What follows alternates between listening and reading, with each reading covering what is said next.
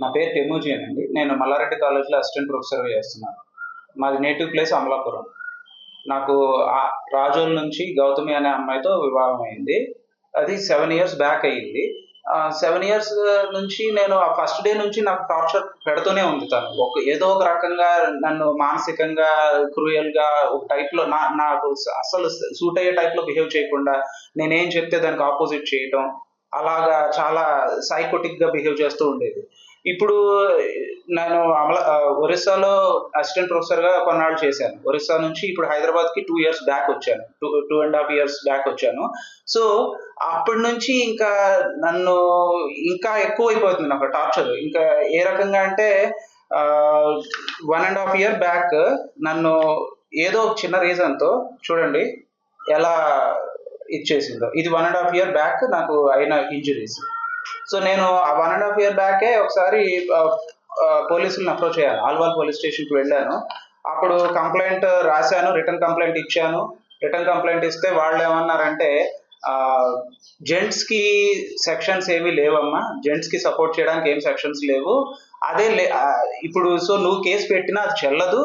అదే గనక లేడీస్ గనక ఒక్క మాట చెప్తే, మీ ఆవిడ కనుక వచ్చి ఒక మాట చెప్తే మాత్రం నిన్ను లోపలేయడానికి సెక్షన్స్ ఉన్నాయి అని అన్నారు. సో వాళ్ళు అప్పుడు ఇంకా అలా చెప్పి అడ్జస్ట్ అవ్వాలి, ఇంకా తప్పదు అని అనేసి పంపించేస్తే నేను సరే అని చెప్పేసి ఇంకా నాకు ఫేవరబుల్ గా లేదు అని చెప్పేసి నేను వెనక్కి వెళ్ళిపోయాను.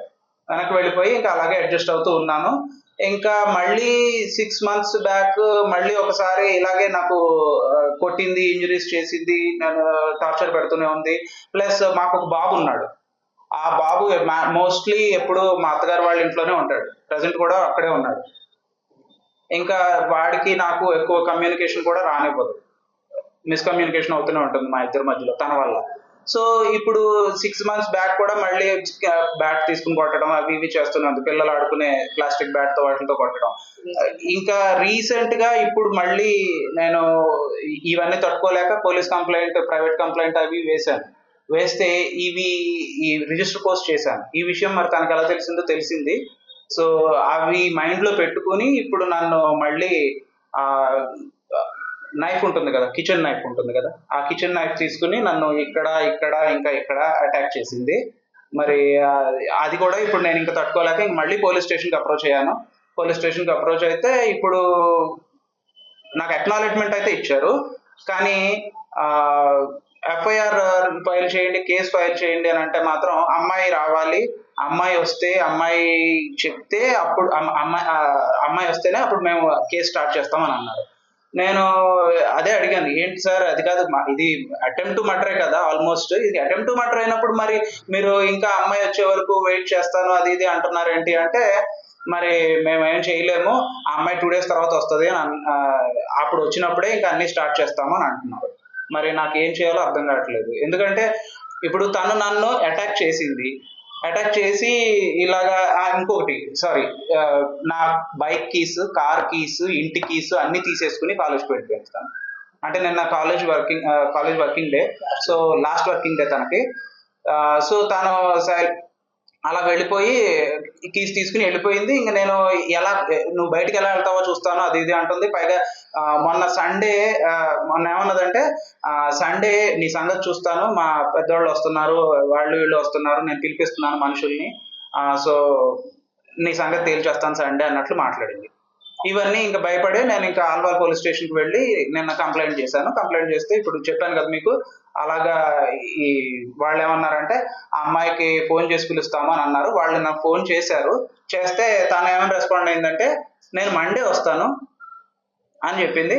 మండే వస్తాను, మండేనే నేను అన్ని మాట్లాడతానంటే పోలీసులు కూడా నాతో అదే అన్నారు. ఇంకా సార్ మీ వైఫ్ మండే వస్తుందంట, సో మేము మండేనే మాట్లాడతాం అని అంటున్నారు. సార్ నాకు కావాల్సింది ఏంటంటే, నేను ఇంకా దెబ్బలు తింటూ ఈ ఇంట్లో ఉండలేను కాబట్టి, తన డామినేషన్లో నేను ఉండలేను కాబట్టి నేను బయటికి రావాలనుకుంటున్నాను, సేఫ్గా సెక్యూర్గా బయటికి రావాలనుకుంటున్నాను. అలాగే తన మీద యాక్షన్ తీసుకోవాలి. నన్ను కొట్టినందుకు, నన్ను ఇన్నాళ్ళు పెట్టిన మానసిక క్షోభకి తన మీద యాక్షన్ తీసుకోవాలి.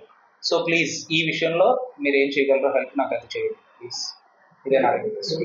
నాకు ఫస్ట్ తను నన్ను కొట్టిన దానికి, ఇన్నాళ్ళు నాకు పెట్టిన టార్చర్కి తన మీద కేసు అయితే ఫైల్ చేసి సరైన యాక్షన్ తీసుకోవాలి. తన మీద ఎలాంటి యాక్షన్ తీసుకుంటారన్నది అది చట్టం. వాళ్ళు చూసుకుంటారు, పోలీసులు ఇంకా కోర్టులు వాళ్ళు చూసుకుంటారు. సో ఆ యాక్షన్ అయితే తీసుకోవాలి తన మీద. నెక్స్ట్ సెకండ్ థింగ్ ఏంటంటే నాకు ఆ ఇంట్లోంచి సేఫ్టీగా బయటికి రావాలి తన దగ్గర ఓకే. నుంచి. ఇంకా తను పంపిస్తే ఒకసారి అయితే భయమేనండి ఏమి మాకు. ఏమి ఇన్సిడెంట్ అయిందంటే నన్ను లాక్ చేసేసి ఇంట్లో రూమ్ లో తలుపేసేసి, అప్పటికి తన వర్కింగ్ ఉమెన్ కూడా కాదు, నేను కాలేజ్కి బయలుదేరుతుంటే నన్ను ఇంట్లో ఒక బెడ్రూమ్ లో లాక్ చేసేసి తను సైలెంట్ గా బయట ఉండి చాలాసేపు కాలేజ్కి లేట్ చేసి కాలేజ్ లో నేను మాట్లాడేలా చేసింది. ఇదేంటి అని అడిగితే నేను తలుచుకుంటే ఏమైనా చేయగలను, ఇది నేను చేయగలిగే పవర్, డోంట్ అండర్ ఎస్టిమేట్ మీ అని చెప్పేసి ఇప్పుడు కలిసే ఉంటున్నారు. నేను నిన్నే బయటకు వచ్చేసాను. నేను బయటకు వచ్చాను కానీ కట్టుబట్టలతో వచ్చానండి బయటికి. ఇప్పుడు నేను ఇంటికి వెళ్ళి రాత్రి కాదండి, నేను రెంట్ కొంటున్నాను. నేను ఇప్పుడు కట్టుబట్టలతో బయటకు వచ్చాను. నేను అట్లీస్ట్ ఇప్పుడు ఇంటికి వెళ్ళి నేను వేరే జత బట్టలు తెచ్చుకోవాలనుకున్నా కూడా నాకు భయంగా ఉంది ఇంటికి వెళ్దామని.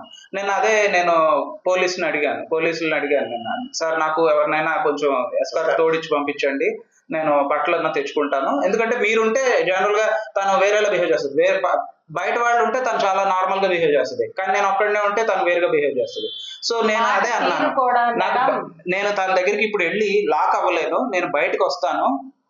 సో బయటికి రావడానికి నేను అన్ని నా బిలాంగింగ్స్ అన్ని తెచ్చుకోవడానికి నా కార్ కీస్, బండి కీస్, ఇంటి కీస్, ఇంకా నా ల్యాప్టాప్, ఇంకా నా బట్టలు అన్ని తెచ్చుకోవడానికి నాకు ఎవరినైనా ఎస్కార్ట్ ఇవ్వండి అంటే పోలీసులు ఏమన్నారంటే, మేము గవర్నమెంట్ ఎంప్లాయీస్, మేము ప్రైవేట్ ఎంప్లాయీస్ కాదు కదా మీకు సెక్యూరిటీలు అవి ఇవ్వడానికి అని.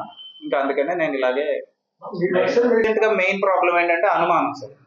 ఏంటంటే నేను కాలేజ్ లో 4 o'clock కనుక కాలేజ్ అయిపోతే నేను ఇంటికి రావడం తను చూస్తుంది. నువ్వు ఇంటికి రావడానికి మాక్సిమం హాఫ్ అన్ అవర్, 4:30 కల్లా ఇంట్లో ఉండాలి. ఎందుకు ఇంట్లో లేవు, 4:30 కల్లా ఇంట్లో లేవు, ఏం చేసావు, ఈ హాఫ్ అన్ అవర్ ఏం చేసావు, ఎక్స్ట్రా టైం ఏంటి, ఈ 10 minutes ఏం చేసావు, ప్రతిదీ క్యాల్కులేటెడ్ గా అడుగుతుంది. ఒకవేళ గూగుల్ మ్యాప్స్ అయ్యి చెక్ చేస్తుంది, నా ఫోన్ తీసుకుని చెక్ చేసి మొత్తం ఎవరెవరి దగ్గర తిరిగావు, ఎక్కడెక్కడ తిరిగావు, ఏంటి ఈ ప్లేస్లు అన్ని తిరిగావు అని అంటది. ఒకవేళ గూగుల్ మ్యాప్స్ లో ఏం దొరకకపోతే phone pay history, Paytm history, Google pay history ఇవన్నీ తీసి ఈ పేమెంట్స్ ఏంటి, ఇవన్నీ ఎక్కడెక్కడ చేసావు, ఎందుకు చేసావు, ఎవరెవరు ఖర్చు పెట్టావు ఏంటి అని చెప్పేసి విపరీతంగా అనుమానిస్తూ ఉంటది. నిన్న కాదు సార్, నేను లాస్ట్ ఇంట్లోంచి బయటికి రావడానికి ముందు కూడా తను నా ఫోన్ తీసుకుని మొత్తం కాంటాక్ట్స్ అన్ని చెక్ చేస్తుంది. ఈమె ఎవరు, ఇతను ఎవరు, వీళ్ళతో ఎందుకు మాట్లాడుతున్నావు, ఈ మెసేజ్ ఏంటి, ఇదెందుకు అని చెప్పేసి ప్రతిదీ. మరీ అసలు ఇంకేమంటదంటే ఇంకా ఆల్మోస్ట్ ఎలా అడుగుతుందంటే లైవ్ లొకేషన్ నేను తనకి షేర్ చేస్తూ ఉండాలి నిరంతరం. నేను తన పర్మిషన్ తీసుకునే వెళ్ళాలంట ఎక్కడికి వెళ్ళినా. నేను నీకు 2 days నుంచి పర్మిషన్ ఇస్తున్నాను బయటకు వెళ్ళడానికి, నమ్మి ఇస్తున్నాను నీకు బయటకు వెళ్ళడానికి, కానీ నువ్వు దాన్ని మిస్యూజ్ చేసుకుంటున్నావు, నాకు చెప్పట్లేదు నువ్వు ఎక్కడికి వెళ్తున్నావు అని చెప్పేసి ఇంకా అది కూడా ఒక రీజన్ మేబీ.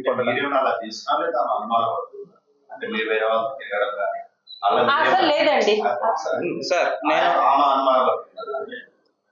అనుమానం పడుతుంది సార్. నాకు ఏమీ లేవు మేడం, తనకి నాకు తెలిసి అయితే ఏం లేవు సార్. కానీ నా మీద అనుమానం పడడం అది మాత్రం చాలా సివియర్గా ఉంది సార్. నేను ఎప్పుడు తను అలా అనుమానంతో వేధించలేదు సార్. నువ్వు ఎక్కడున్నావు, ఎవరితో ఉన్నావు, ఎందుకు ఉన్నావు, ఇలాంటివి నేను ఎప్పుడు ఏనాడు తనని క్వశ్చన్ చేయలేదు ఇన్నేళ్లలో మ్యారేజ్ అయిన. కానీ తను మటుకు నన్ను చాలా సివియర్గా ప్రతిదానికి అనుమానం పడుతుంది.